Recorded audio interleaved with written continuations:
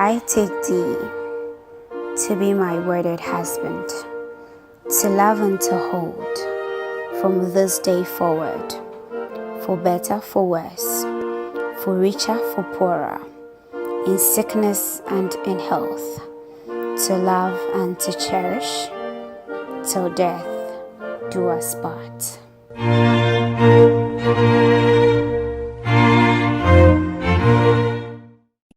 Marriage is a journey that is different for everyone. We all enter with high expectations, believing that we reach a certain destination. But what if it doesn't go as planned? What if you enter and realize that everything is different from what you imagined? What if, like a glass, it falls from your hands and breaks? Well, you have to pick your broken pieces and refix yourself. You must embrace the beauty in you. My name is Margaret, and this is my story.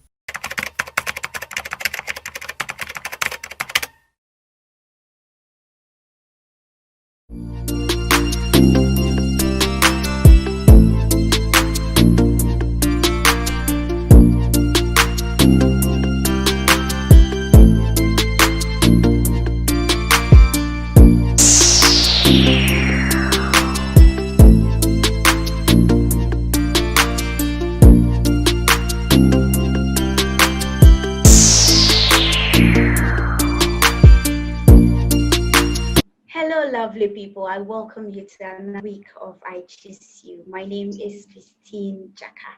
Just like we do it every other week, you know that we bring you this story, life transforming story. We bring you this particular life experience, a choice somebody has made that outturned their lives. So today is no difference, just like I keep saying. And very soon I'm going to introduce my guest to you. But before that, if you're still not following us on social media, please do that, especially on YouTube. Go and subscribe to this channel so that we can be able to bring you more videos. And I promise you, you won't regret for subscribing at all. On YouTube, you'll find the show on I Choose You Talk Show, and Facebook is on at I Choose You Talk Show. Instagram is I Choose You Talk Show. And then on Twitter, you'll find us on at I Choose You Talk One. And like I said again, please go and subscribe. You will not regret this. And also Facebook, try and follow us. Follow us on Instagram and follow us on Twitter. My name again is Christine Jaka. This week I have a very wonderful guest, a very interesting person, and we are going to be discussing a topic that I describe as heavy, because when it comes to this particular topic, it comes with a lot of emotions. So that is how her story turned about, and then she's here to share it with us. A young lady, very vibrant, so humble, and a hardworking one as such. Her name is Margaret. Maggie, thanks so much for joining me on the show today, if you can hear me. Thank you too. Margaret is a business woman. I will just do a brief introduction. And the topic we are discussing actually this week is divorce. She's here to share her story with us on that. So, Margaret, I know that you've been into pharmacy and all of that, but quickly, kindly take us deeper by letting us know a bit more about you. Thank you so much once again. My name is Margaret, as you said already. I'm a very humble lady from Eastern Region, Achimasi to be precise. I was into pharmacy, but now into business, fabrics. So anything about kente, bead, necklace, anklet, just contact me and I'll serve you. Thank you. Okay. So let's now come quickly to our discussion for today. And we are discussing divorce. This is I say that it's a heavy topic because breakup, divorce, those kind of things is not a pleasant thing. Nobody wish that actually, but then sometimes it comes and then it comes to help us. It comes and then it comes to even do us good by letting us learn more about life. So can you quickly let me know about your divorce situation? How did the whole thing happen? Before Margaret talks, she's been married for some years. She was married for 3 years and then got separated with her husband. And I particularly decided to have this conversation with her today because when it comes to church, divorce is nothing that we embrace. We actually do not condone that. When it comes to divorce, they would rather wish that, just as the Bible has said, so someone has cheated or there is an adultery before you can proceed to break up with the person. So she's this church girl. Everything happened in church.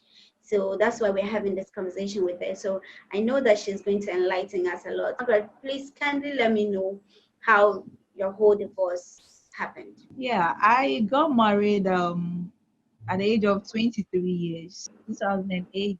I went into the marriage with wholeheartedly. I never thought of divorcing or something like that. But when I went into the marriage, my perception was very high. But when I went into it, everything was different. It wasn't like the way I thought. So misunderstanding here and there, family issues, tribalism and stuff all came in. 3 years into the marriage, we have to separate. So we all went our way. That was 2011. And then finally got divorced 2016 October. But can you take me through the process? Like what exactly happened? What were some of the situations that led to the whole divorce? There was no trust, and then family also came in. The family were not in support of my tribe.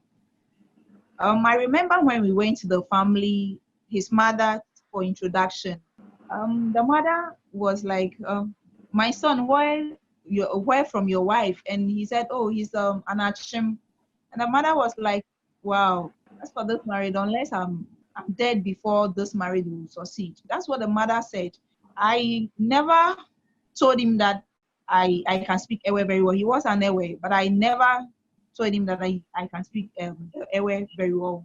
So when we went there, and the mother and the family also was like, where from your wife? Where from your wife? And when he said Amanakan, they all say, "Oh, why? So you want to tell us that you didn't get anybody from your hometown or any from your tribe to marry than Anachim?" My mood changed a bit, but I never said anything there until on our way to Accra. I told him that when we like the way the parents are talking, I just don't like it, so we should quit the relationship. But then we were 2 years in the courtship, and our courtship was a Pentecostal courtship. I never visited him. I never cooked for him. I never washed for him. He only visits me, and then when he comes, we sit at the open place and then have a chat for about 30 minutes. Yeah, please, like kindly continue the story. You said that when you came back, you told him you guys should break up. Like kindly continue the story for me. So when I told him to like we should quit the relationship because we haven't got anywhere. It was just a courtship. For 3 months, I was just giving him attitude. I even stopped going to church because we were in the same church, in the same assembly. So I stopped going to church.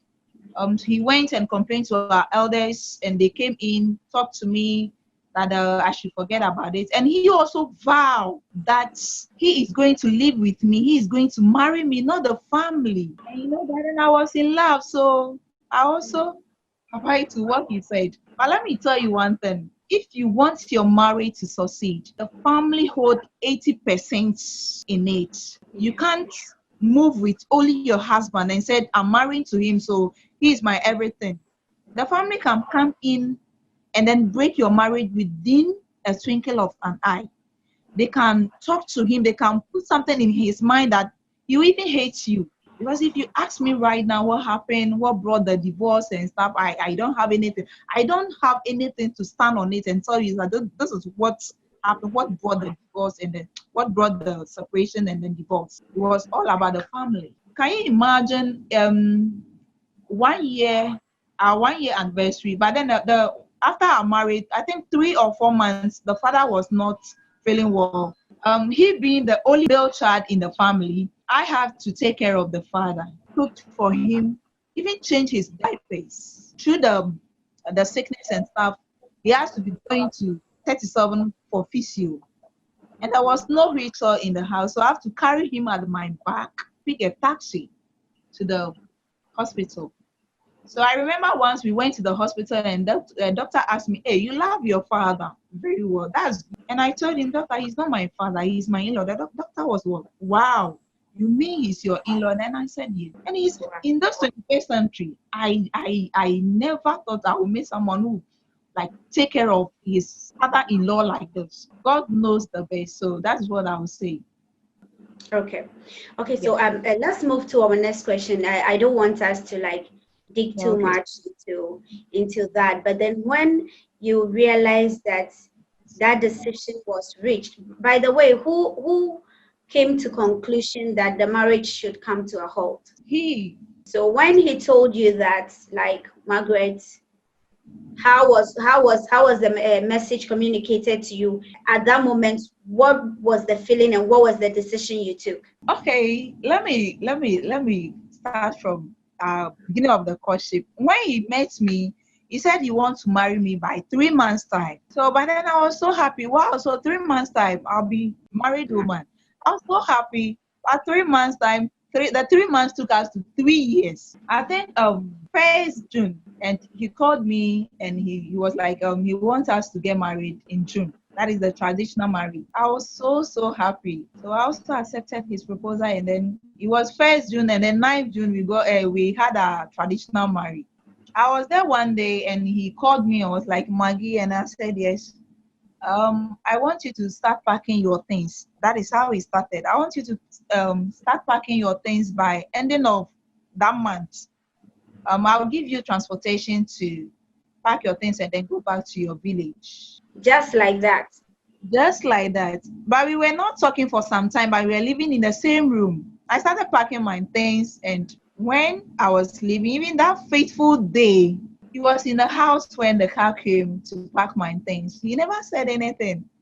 He even helped me to pack my things. Okay, so how did you handle all the pressure? How, because emotionally, I know that even breakup alone is not easy. And this tribal issue, before I even come to Maggie for her to continue, I think it's so unfortunate that we keep using. This week I posted something on my personal social Facebook page that it should be a shame on us, and you should just see how people were reacting to this particular post, and someone writing that it's happening right under our noses, even in the churches, in the various churches. So it's a tribal discrimination. I think it's not a thing that we should entertain these days. If we are standing up against racism, if we are saying no to racism and all of that, I don't see why it should be a problem for you to accept somebody who can pray, who is of a good attitude. If you just compare the person's character to the Bible and it works, I don't know why we should discriminate against our own people. Okay, if that's the case, then I think you should educate your son, your daughter, that they shouldn't. Probably you don't like ABCD tribe, but when you even do that, they end up coming to propose to people of those tribes. And you know what you do? Like, you kind of emotionally drain them, you delay them, you waste their time, you break their hopes because you are people they look up to. So I beg you, I think we need to stop all of these things, especially Evers and Akans. How long are we going to do this? That tribal war is over. So I think it's our responsibilities, we those who are educated, to educate our parents so that they will at least come to understand that we are one people. Maggie, please continue for me. How did you handle all the pressure, and how did you like get out of the whole situation? Let me just praise myself a bit. I'm a very strong woman. Mm-hmm. Very strong woman. Because at times when someone goes through this divorce, separations and divorce, you see that their life becomes something. It's true. But I said to myself that let me just take it. Our marriage was a contract. That is what he called me one day and I told him that he should just take it that it was a contract and it has end. What were some of the things you did that brought you out of that sorrowful mood and all of that? Okay. I adopted going out. Not that going out with men or something like that, but I I just love going out, visiting places. Mhm. I like poolside. I'll just sit down, have my small drink, just go to a poolside and then have my bath. I'll just swim and then come home or beach. I love walking at the beach side. Yes, and then I'll be just listening to my music and dance. So I also love dancing, even though I don't know how to dance, but I love dancing. I also adopted dance to my, Okay. so that makes me. Right from the time you went through your counseling session and everything, with your experience, Margaret, what advice, like what are some of the flaws you saw, the shortfalls you saw throughout the whole process of marriage that you feel you want to throw more light on so that we'll learn from? Oh, okay. My counseling, I don't even know what they even told me to do or not to. They only asked me, what feeling do you get when you see him coming? But this one there, it's not, I don't think this should be as part of counseling. What what I would love our counselors or our pastors to do is they should tell us they should go deep and tell us what is inside the marriage. Marriage is not about my husband is so like don't if he's not treating you well, just let your those around you know that you are going through some certain things, but don't just come and sit on the social media and praise your husband meanwhile he's maltreating you at the back. So I would just love our counselors and pastors to go into deep to tell us that marriage is not about it's not an achievement. That's what I'll say. And one thing I would love to tell our youth that they shouldn't be so happy. I mean, don't let a loneliness to lead you into marriage. If you are feeling lonely and you say when you get married, your problem will be solved, it's a lie. The moment you enter into the marriage, everything will change. Yeah, one thing I'll tell them youth that they shouldn't tell their partners or husband to be their past. Your past is your past. You don't need to go into details and tell him I have dated 3 men, I have done 3 abortion and don't. It's your past.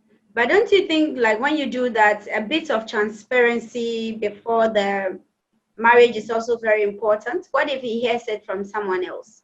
What I'm saying is you can tell him a little bit, but don't go into deep. So Yeah. that, like, it doesn't create problems later on. Are you saying that's because a similar thing, like you feel a similar thing sort of took place Yes. and led to the divorce of your Yeah. marriage? So how did you two finally, like, break up? Like, did you go to court? How did the divorce take place? Yeah. Somewhere 2014, I had an opportunity to travel outside. I went to Dubai. So when I was going, I called him and told him that I'm traveling. So anything that you want to do, you should go ahead and even if you want to get married, you should go ahead and because I've moved on.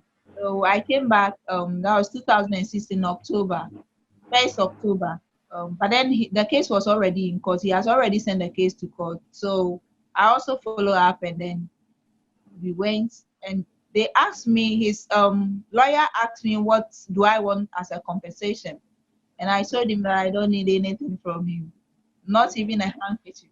I'm Okay. okay. So that was it. So we even went to the court for 3 times, and then they granted us a divorce. The divorce.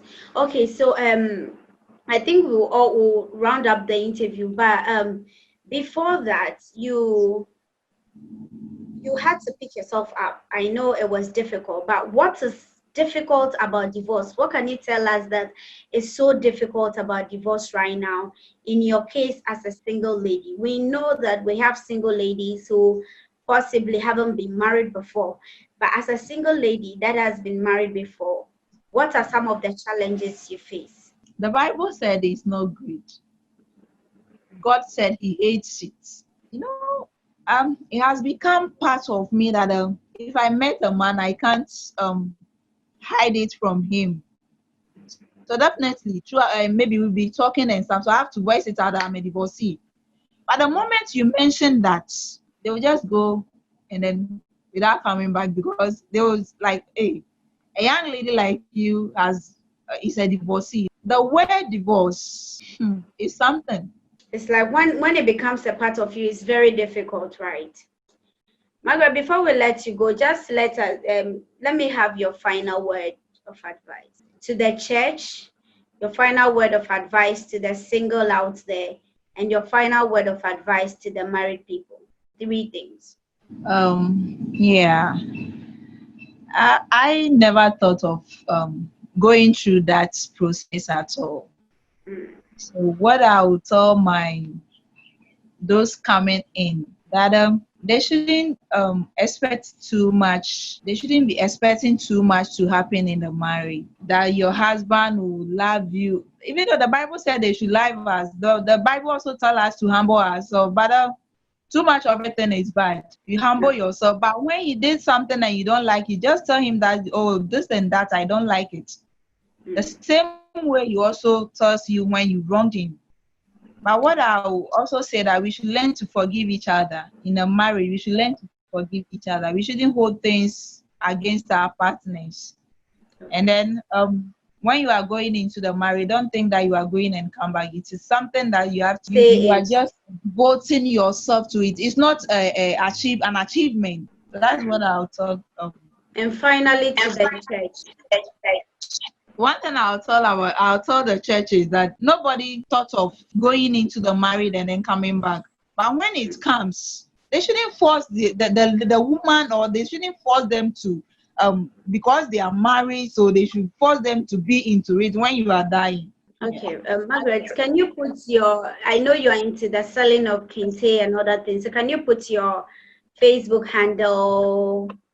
Maybe someone would want to buy some so that they can follow up, or even your Instagram or something, so they can DM you. Oh, okay. You can visit my page on Facebook, Maxton Abuajua. I have plenty. I have most beautiful kente and beads on my page. What's the name? Maxton Abuajua. Okay. All right. So Mark Stone, you can find it on Facebook. Just send her a message if you need anything, if you want to buy. Like, do you have any business line? You can call me on 0244959581. WhatsApp 0277125844. Thank you. Okay. Thank you so much, Margaret. Before I also call it done for today's show, I want you to follow I Choose You on YouTube. Please subscribe to the channel. Let us get to that 1,000 followers, and we'll be so happy you have done us that good. Also follow us on Facebook is I Choose You Talk Show. On Twitter is at I Choose You Talk 1, and on Instagram at I Choose You Talk Show. So this is how I conclude the show today. Our sister Margaret has taken us through a lot. She advised the church should stop making marriage look like a heaven. Also, we shouldn't think that marriage is the end of the world. Anything can happen. We shouldn't enter with too much expectations. She also advised that the counselors will be frank on issues so that when we enter and we see the things, it will not surprise us. She also advised that the church has more to do during the counseling sessions. Join us next week for another interesting one, I promise. And I hope that we're all alive. Keep safe. The coronavirus is still around, so continue to use your nose mask and continue to respect social distancing. My name is Christine Jack. Until next week, I hope this has gone a long way to inform you. and I promise to bring you another interesting interviews.